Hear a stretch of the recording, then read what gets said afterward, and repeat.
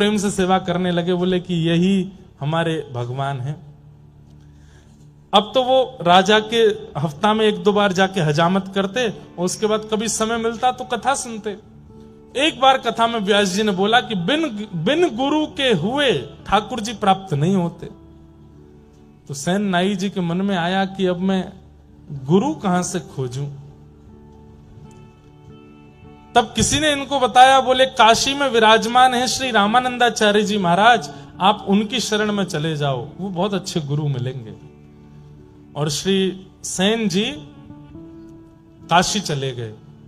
काशी में जाकर के रामानंदाचार्य जी से दीक्षा लेने का खूब प्रयास किया, लेकिन रामानंदाचार्य जी ने दीक्षा किसी कारण से नहीं दी, व्यस्तता के कारण, साधना के कारण।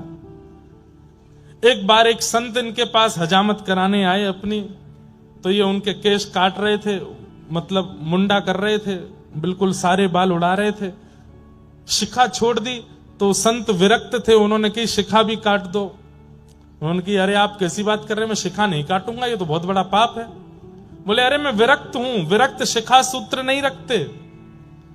सेन नाई जी बोले आप जो कहेंगे सब स्वीकार है, पर शिखा नहीं काटूंगा। तो बोले भैया काटनी पड़ती है, हम विरक्त हैं, हम शिखा नहीं रखते।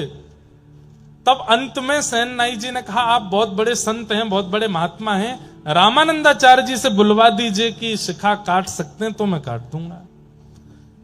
सेन नाई जी ने बड़ी युक्ति समझी कि भाई इसी से गुरु सन्निधि भी मिल जाएगी और इनकी शिखा भी काट देंगे।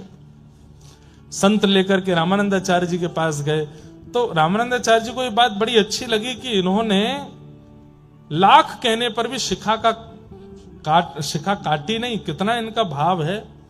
और वो सब भाव देख करके, प्रेम देख करके रामानंदाचार्य जी ने फिर समझा करके जो भी भाव था वो कराया।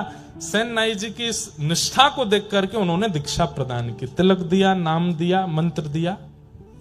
सेन नाई जी बोले आज्ञा करें। बोले आज्ञा यही है, वापस अपने गांव जाओ और वहीं रह के भजन करो। तो सेन और संत जन जब भी गांव में आवे, सब काम छोड़ करके उनकी सेवा करना, ये हमारी आज्ञा है। जो मंत्र दिया है इसका जाप करो, संतों की सेवा करो। सेन नाई जी लौट करके अपने गांव आ गए।